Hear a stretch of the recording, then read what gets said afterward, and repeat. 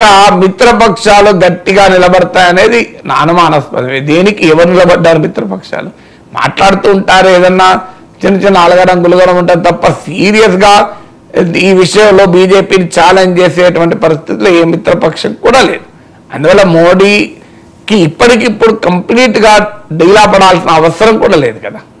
Correct sir. దేశవ్యాప్తంగా Kolkata trainee డాక్టర్పై అత్యాచారం ఘటన మీద ఖండనలు వస్తూ ఉన్నాయి సార్. దేశవ్యాప్తంగా చాలామంది డాక్టర్లు అలాగే ప్రజలు కూడా రోడ్ల మీదకి వచ్చి నిరసన వ్యక్తం చేస్తూ ఉన్నారు.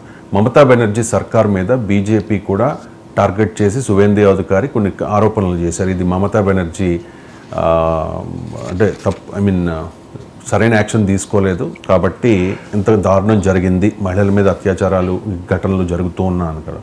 మమతా బెనర్జీ మీద చాలా ఆరోపణలు వస్తున్న నేపథ్యంలో ఆ సర్కార్ మీద ప్రధాని మోదీకి మమతా బెనర్జీ ఒక లేఖ రాశారు సార్. మహిళలపై అత్యాచార ఘటనల్లో నిందితులకు కఠిన శిక్షలు విధించేలా చర్యలు చేపట్టండి అని చెప్పేసి. ఆ లెటర్ కూడా ఒకసారి నేను చదువుతాను. Respected prime minister, I wish to bring to your kind attention. Central point అదే. లెటర్లో మొత్తం లెటర్ల వివరాల కన్నా ఎక్కువ సెంట్రల్ పాయింట్ ఏంటి? మహిళలపై అత్యాచారాలపైన చర్యలు తీసుకోండి ప్రధానమంత్రి అడిగారు, అంతే కదా. సో ఆ డిమాండ్ తప్ప ఏ డిమాండ్ ఉంటుంది? సో ఆమె ఏంటంటే ఆ రాజకీయ వ్యూహం. ఎందుకంటే లెటర్ రాయడమే కాదు కదా, ఆమె నిరసన కూడా తెలిపారు కదా. తన కార్యకర్తలతో వచ్చి కలకత్తా వీధుల్లో నిరసన కూడా తెలిపారు.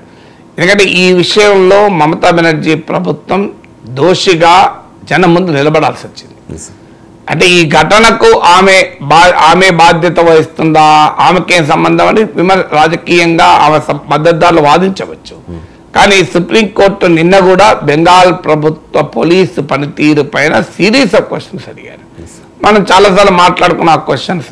మీరు ఉదయాన్నే డెడ్ బాడీ చూస్తే మరి దాన్ని బాడీ చూస్తే అర్థమైపోతుంది అత్యాచారం జరిగిందని. సో హత్య జరిగిందని అర్థమవుతుంది. మరి దాన్ని సూసైడ్గా ఎందుకని చిత్రీకరించారు? ఇది ఎవరి ప్రాబల్యంతో చిత్రీకరించారు?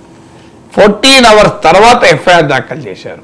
పోస్ట్ మార్టం తర్వాత ఎఫ్ఐఆర్ దాఖలు చేశారు. ఎక్కడైనా ఎఫ్ఐఆర్ దాఖలైనాక పోస్ట్ మార్టం జరుగుతుంది. పోస్ట్ మార్టం 4:45 1 to 4:30 ఆ ప్రాంతంలో పోస్ట్ మార్టం జరిగి 8:30 క్రిమేషన్ అయితే 11:45 ఎఫ్ఐఆర్ దాఖలు చేశారు. అది కూడా పేరెంట్ ఫ్యామిలీ విక్టిమ్ ఫ్యామిలీ దాఖలు చేశారు. మరి ఈ ఆర్జికర్ హాస్పిటల్ అడ్మినిస్ట్రేషన్ ఏమైనట్లోని ఆర్జికర్ హాస్పిటల్ పైన వేల సంఖ్యలో మనుషులు వెళ్ళి దాడి చేశారు.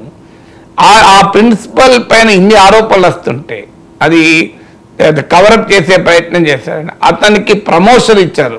అంటే RG Kar medical college principal resign చేస్తే ఆయనకు మరింత ప్రతిష్టాత్మకమైన నేషనల్ మెడికల్ కాలేజ్ ప్రిన్సిపాల్గా ప్రమోషన్ ఇచ్చారు. ఇప్పుడు ఏకంగా ఆయనను తీసుకెళ్లి OSD in health ministry office of special duty పెట్టారు. Health minister Mamata Banerjee.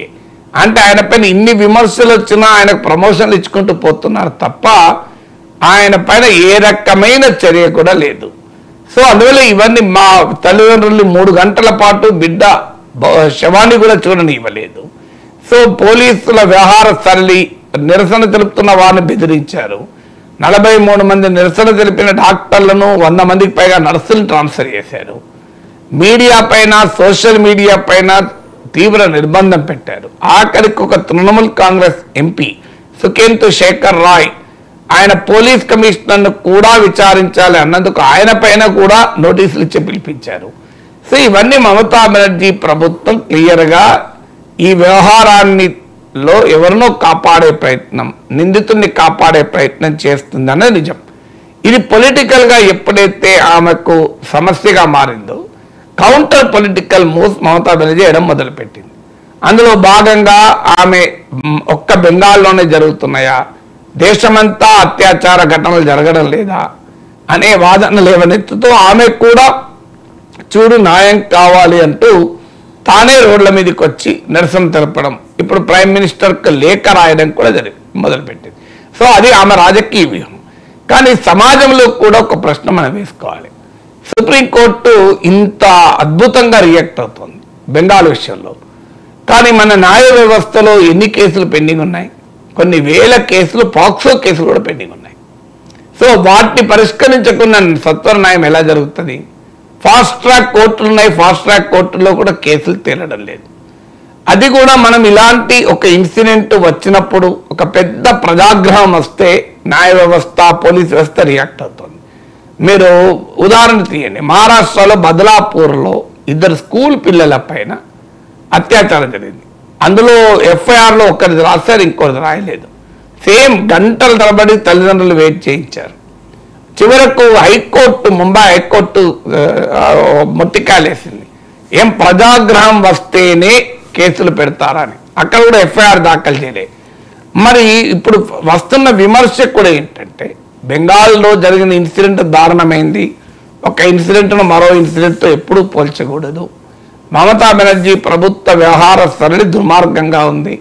కానీ మరి మహారాష్ట్రలో దానిపైన మీడియాలో, న్యాయ వ్యవస్థలో, సమాజంలో, రాజకీయ వ్యవస్థలో ఈ కదలిక ఎందుకు ఉండదు?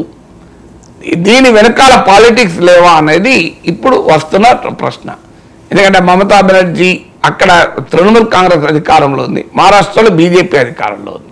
నిన్న సుప్రీంకోర్టు బార్ అసోసియేషన్ మాజీ అధ్యక్షుడు దుష్యంత్ దాబే ఒక నేషనల్ ఛానల్లో మాట్లాడుతూ రైజ్ చేశాడు ఈ అంశాన్ని. అలాగే ఉత్తరప్రదేశ్లో హత్రాస్లో ఒక దళిత బిడ్డ పైన అత్యాచారం జరిగితే ఎందుకు మరి వ్యవస్థలు స్పందించలేదు? ఎంత దారుణంగా యోగి ఆదిత్యనాథ్ ప్రభుత్వం చేసిందంటే జర్నలిస్టులను కూడా అరెస్ట్ చేశారు. సిద్దిక్ కప్పన్ అనే అతను హత్రాస్ బాధితురాల్ని ఇంటర్వ్యూ చేస్తాను పోతే దానిపైన యూఏపీఏ కేసు పెట్టి లోపలేశారు. సో అలా మీకు ఉత్తరప్రదేశ్లో దళిత బాలిక పైన అత్యాచారం జరిగిన బీజేపీ ఎమ్మెల్యే జైల్లో ఉంటే ఆయన కుటుంబ సభ్యులకు మళ్ళీ టికెట్ ఇచ్చారు. సో ఇవన్నీ జరుగుతున్నప్పుడు ఎందుకు వ్యవస్థ ఈ స్థాయిలో రియాక్ట్ కాలేదు అంటే పాలిటిక్స్ వల్ల రియాక్ట్ కాలేదా వ్యవస్థలు? అలాగే మీకు చూడండి, హైదరాబాద్లో దిశ ఇన్సిడెంట్ జరిగింది. అద్భుతమైన స్పందన, ప్రజల్లో ఉన్న ప్రజల సమీకరణ, అంటే ప్రజలు తమ ఆగ్రహావేశాలని బ్రహ్మాండంగా డెమాన్స్ట్రేట్ చేశారు, చెయ్యాలి కూడా. ఆ రకమైన స్పందన అవసరం కూడా. కానీ ఆసిఫాబాద్లో ఒక పేద బిడ్డ, ఆమె ఊరూరు తిరుగుతూ పిన్నులు ఇవన్నీ చిన్న చిన్నవి జడలు అమ్ముకొని తిరిగే ఆమె పైన అత్యాచారం జరిగింది. సో ఆమె పైన అత్యాచారం అసలు మనం ఎక్కడ తెలిసిందా? ఏమన్నా సుప్రీంకోర్టు రియాక్ట్ అయిందా? హైకోర్టు రియాక్ట్ అయిందా? మీడియాలో డిబేట్ నడిపామా? అంటే you cannot be unequal in death also. You cannot be unequal in death అని అంటే మరణం ఇంత దుర్మార్గమైన పరిస్థితులు ఎదుర్కొన్న ఏ బిడ్డైనా ఒక్కతే కదా అని. మరి వ్యవస్థల స్పందనలు ఈ తేడా ఎందుకుంది? రూరల్ ఏరియాస్లో జరిగితే అది నోటీసులోకి రావడం లేదు, అర్బన్ ఏరియాస్లో జరిగినవి కొంత నోటీసులోకి వస్తున్నాయి. రాజకీయ పరమైనటువంటి డైమెన్షన్ తీసుకున్న తర్వాత అవి నోటీసులోకి వస్తున్నాయి. ప్రజలు పెద్ద ఎత్తున తిరగబడ తర్వాత వాటికి వ్యవస్థలు స్పందిస్తున్నాయి. ఇప్పుడు ఈ ఆర్జికర్ మెడికల్ కాలేజ్ ఇన్సిడెంట్ కూడా జరిగిన 1 or 2 days వరకు పెద్దగా ఎక్కడ రియాక్షన్ లేదు. అది ఓన్లీ డాక్టర్స్ కమ్యూనిటీలో మాత్రమే చర్చకు వచ్చింది, డాక్టర్ కమ్యూనిటీలో మాత్రమే ఆవేదనతో మొదలైంది. తర్వాత అది పెద్ద ప్రజాగ్రహం వెల్లువగా వచ్చాక వ్యవస్థలన్నీ స్పందిస్తున్నాయి, లేకపోతే స్పందించడం లేదు. అదే ఇప్పుడు దళిత బిడ్డలపైన, గిరిజన బిడ్డ, ఆదివాసీ బిడ్డలపైన జరిగితే దాన్ని ఎవరు పట్టించుకున్న పాపాన పోవడం లేదు. నిందితులకు గనక రాజకీయ ప్రాబల్యం ఉంటే దాన్ని ఎవరు పట్టించుకోవడం లేదు. ఇలాంటి ప్రశ్నలు కూడా ఈ కాంటెక్స్ట్లో వస్తున్నాయి. ఇవేవి మమతా బెనర్జీ వైఖరిని ఖండనం చేయవు.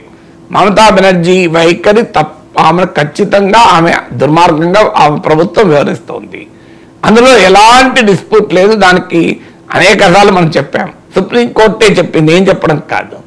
సో కానీ వ్యవస్థలో దీనికి ఎక్కడ పరిష్కారం వెతకాలి అంటే ఏదో ఒక ప్రజాగ్రహం వెల్లడైనప్పుడు, మహానగరాల్లో జరిగి మన దృష్టికి వచ్చినప్పుడు మాత్రమే రియాక్ట్ అవుతామా, లేకపోతే react comma? Cost, class, place, politics ఇవన్నీ కూడా మన రియాక్షన్లో, సమాజ స్పందనలో ఓ కీలక భూమిక పోషిస్తున్నాయి కదా. దీన్ని మార్చాలి వ్యవస్థాగతంగా అనే డిబేట్ నడుస్తుంది. బట్ స్టిల్ ఈ డిబేటు మమతా బెనర్జీ లేఖ రాయడాన్ని సమర్థించవు, మమతా బెనర్జీ రోడ్డు మీదకి రావడాన్ని సమర్థించవు. కానీ భారతదేశంలో సమాజం, పౌర సమాజం కానీ, న్యాయ వ్యవస్థ కానీ, మీడియా కానీ, రాజకీయ వ్యవస్థ కానీ ఆలోచించాల్సిన అవసరం ఉంది. మనము దేశంలో ఏ బిడ్డకు అన్యాయం జరగకుండా ఏం చేయగలం? దానికి ఏమైనా పరిష్కార మార్గాలు ఉన్నాయా? ఈ పొలిటికల్ కాంట్రవర్సీస్కే పరిమితమై అసలు ఇష్యూస్లోకి వెళ్ళకపోతే నష్టం జరుగుతుంది. What is the solution? దీనికి పరిష్కారం ఏంటి? ఈ సమస్యకు పరిష్కారంలో ఎవరి బాధ్యత ఏంటి? ఇప్పుడు న్యాయ వ్యవస్థ బాధ్యత సత్వరంగా తీర్పులు రావడం. సో ఇప్పుడు మమతా బెనర్జీ ఈ లేఖలో రాశారు 15 రోజుల్లో ఉరి తీయాలి. 15 రోజుల్లో ఉరి తీయడం కూడా కరెక్ట్ కాదు. అది 15 రోజులా, 3 రోజులా, నెల రోజులా అన్నది కాదు. సత్వర న్యాయం జరగాలి. దాని డేట్ లైన్లు పెట్టుకొని ఆ డేట్ లోపల ఎవరినో లేపేయం కదా. సో అందువల్ల స్పీడీ జస్టిస్ కావాలి. Right to speedy justice, right to equal justice, సమాన న్యాయం కావాలి, సత్వర న్యాయం కావాలి అనే చర్చ మాత్రం జరగాలి. Right sir. వి హనుమంతరావు